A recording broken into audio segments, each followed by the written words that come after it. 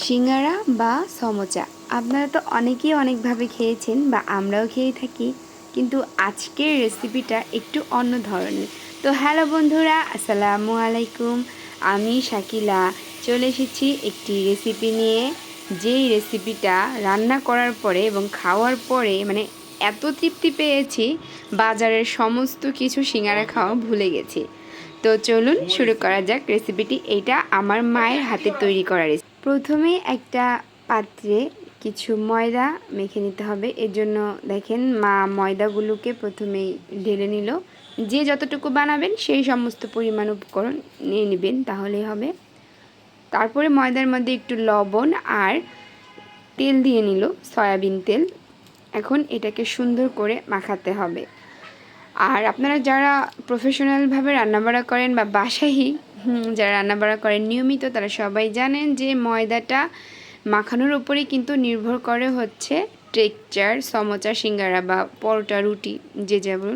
তো এখানে মা অল্প অল্প পরিমাণে পানি নিচ্ছে, তারপরে নিয়ে এটাকে আস্তে আস্তে মাখাচ্ছে। কারণ একবারে বেশি পরিমাণ পানি নিলে অনেকে হয়তো আইডিয়া করতে পারে না, তো ময়দাটা একদম বেশি মাখা মাখা হয়ে যায়। তো মা এই যে এভাবে আস্তে আস্তে করে মাখাচ্ছে।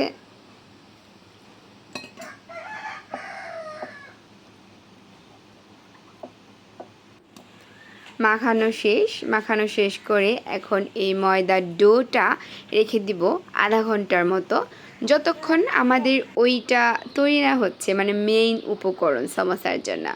তো ওটা ওখানে থাক। তারপরে এখানে দেখেন কি কি লাগছে সমোসার পুর ভরার জন্য। তো এখানে আছে হচ্ছে গরুর কলিজা, পেঁয়াজ কুচি, বাদাম, আলু, মুগ ডাল, আর ওটা হচ্ছে চটপটিতে যে আমরা যে বুটটা খাই সেই বুটটা, মানে ডাবলি বুট। তারপরে এখানে একটি পাত্রের মধ্যে পরিমাণ মতো তেল দিয়ে নিতে হবে।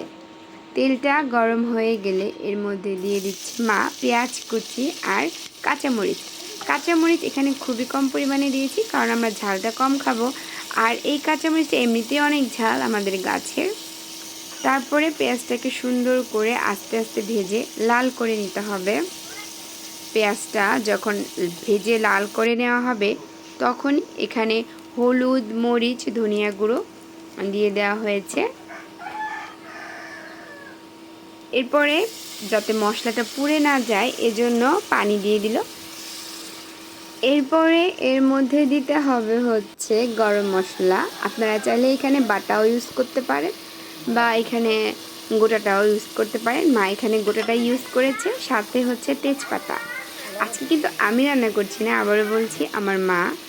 তো তারপরে দিতে হবে স্বাদ মতো লবণ দিয়ে এখন এটাকে ভালো মতো কষিয়ে নিতে হবে।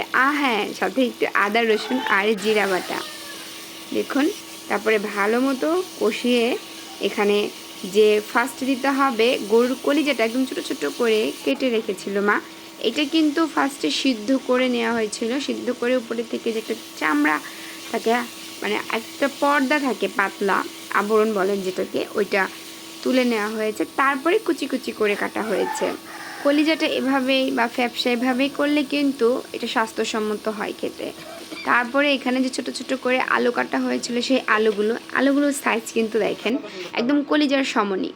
তারপরে মুগ ডাল দিয়ে দিচ্ছে। মুগ ডালটা হলো মানে সিদ্ধ করে নিয়েছিল, হাফ সিদ্ধ, যাতে সময় কম লাগে। তারপরে বাদাম, এখানে চীনা বাদাম ভেজে তারপরে দিয়ে দিল।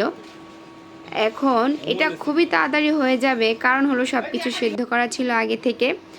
এই কলিজাটা হালকা সেদ্ধ ছিল, মুগ ডালটাও হালকা সেদ্ধ ছিল, আর বাদাম তো ভাজাই। তারপরে দুই একবার ঢাকনা দিয়ে এটাকে ভালোভাবে ঢাকনাটা উঠিয়ে দেখেন সুন্দর করে কষিয়ে কষিয়ে রান্না করতে হবে। এই যে দেখেন আমার মা কি সুন্দর করে রান্না করছে। আর এখানে কিন্তু পানি দেওয়ার কোনো প্রয়োজন নাই, ওই পানিতে সিদ্ধ হবে, কারণ সব কিছু সিদ্ধ করা। তারপরে বুটটাও আগে থেকেই লবণ দিয়ে সিদ্ধ করে নেওয়া হয়েছিল। এটা জাস্ট নামানোর আগে একটু আগে দিয়ে তারপরে ভালো করে মিক্সড করে পানিটা শুকিয়ে গেলেই হয়ে গেল। এই যে দেখেন কি সুন্দর, বিশ্বাস করেন এত মজার ছিল। তো যারা আমার চ্যানেলে নতুন আছেন, আমার চ্যানেলটিকে সাবস্ক্রাইব করে দিবেন। যারা পুরাতন আছেন, আমার ভিডিওটি দেখার জন্য অসংখ্য ধন্যবাদ জানাচ্ছি। যদি ভালো লাগে অবশ্যই ভিডিওটি লাইক, কমেন্টস দিয়ে শেয়ার করে দিয়ে যাবেন। তারপরে হচ্ছে এই যে রুটি বেলার পালা, মানে সমোচা তৈরি করার জন্য রুটি। এই যে দেখেন কিভাবে বেলে নিচ্ছে এটাকে। আসলে ময়দা কিন্তু অনেক হার্ড হয়, বেলতে অনেক কষ্ট হয়, আর যারা নতুন আমার মতো তাদের তো আরও কষ্ট হয়। এটা কিন্তু আমার মাই করছে। তারপর এটাকে 2 ভাগ করে নিল, করে একটু পানি দিয়ে দিচ্ছে যাতে করে এটাকে যখন এটার কি বলে এটাকে, এটা ছাঁচে আনবে যাতে এটা ছুটে না যায়। এই যে দেখেন সুন্দর করে, এটা কিন্তু খুবই গুরুত্বপূর্ণ একটা বিষয়। পানি দিয়ে চেপে চেপে দিতে হবে, নাহলে এটা ছুটে যাওয়ার সম্ভাবনা থাকে তেলে দেওয়ার সময়। তারপরে এখানে দিতে হবে সেই যে আমরা বানিয়ে রেখেছিলাম সেই ভিতরের জিনিসটা। এটা আপনারা কম বেশি করে নিতে পারেন, আপনারা চাইলে বড় করেও দিতে পারেন, ছোট করেও বানাতে পারেন। তারপরে আবার একটু পানি, এখানে কিন্তু তেল না, এটা পানি ইউজ করা হয়েছে। তারপরে এভাবে চেপে চেপে দিলেই হয়ে গেল আমাদের সমোচা। আপনারা চাইলে পুলি পিঠার মতো বানাতে পারেন, আপনারা চাইলে মানে যে যেভাবে ইচ্ছা, না পারলেও চলবে, আপনারা চাইলে মোমোর মতোও করে খেতে পারেন। তো এখন একটা পাতিলে তেল দিয়ে, তেলটা গরম হওয়ার পরেই এই তো এক এক করে ভেজে নিন। এটা ভাজার সময় খুবই সাবধানে, তেলটা যাতে ছিটে না আসে আস্তে করে ছাড়বেন এটার মধ্যে, না হলে তেলটা শরীরে ছিটে আসলে কিন্তু হিতে বিপরীত হবে। তারপরে এই যে সুন্দর করে এটাকে উল্টিয়ে পাল্টিয়ে লাল লাল করে ভেজে নিচ্ছে।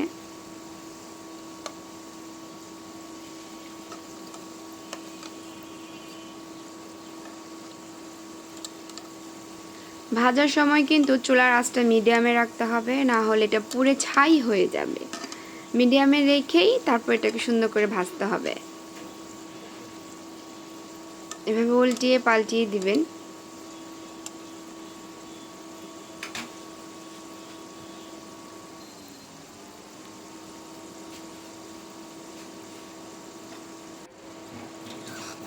দেখেন এটা একটা সুন্দর কালার আসছে। তো আপনারা যদি চান তাহলে এটাকে আরও ডিপ করতে পারেন কালারটাকে, আর নইলে এভাবেই তুলে ফেলতে পারেন। এটা আপনাদের স্বাদের উপরে, টেস্টের উপরে নির্ভর করে।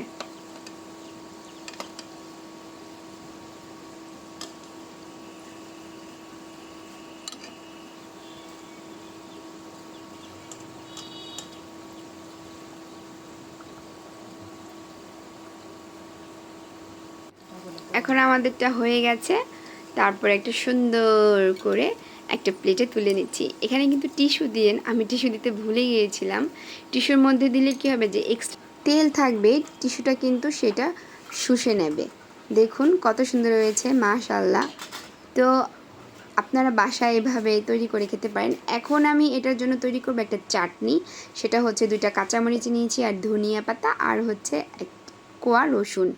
তারপর এটাকে ব্লেন্ড করে নিয়েছি, বা পাটায়ও বেটে নেওয়া যেতে পারে। তারপরে এখানে দিয়েছি চিনি, লেবুর রস 1 টেবিল চামচ পরিমাণ, আর লবণ দিয়ে মিক্সড করে নিয়েছি। এত টেস্টি হয়েছিল বিশ্বাস করেন এই চাটনিটাও, আর এই সমোসাটা দিয়ে খেতে অনেক ভালো লেগেছিল। তো যারা এতক্ষণ আমার ভিডিওটা দেখলেন তাদেরকে ধন্যবাদ। আল্লাহ হাফিজ।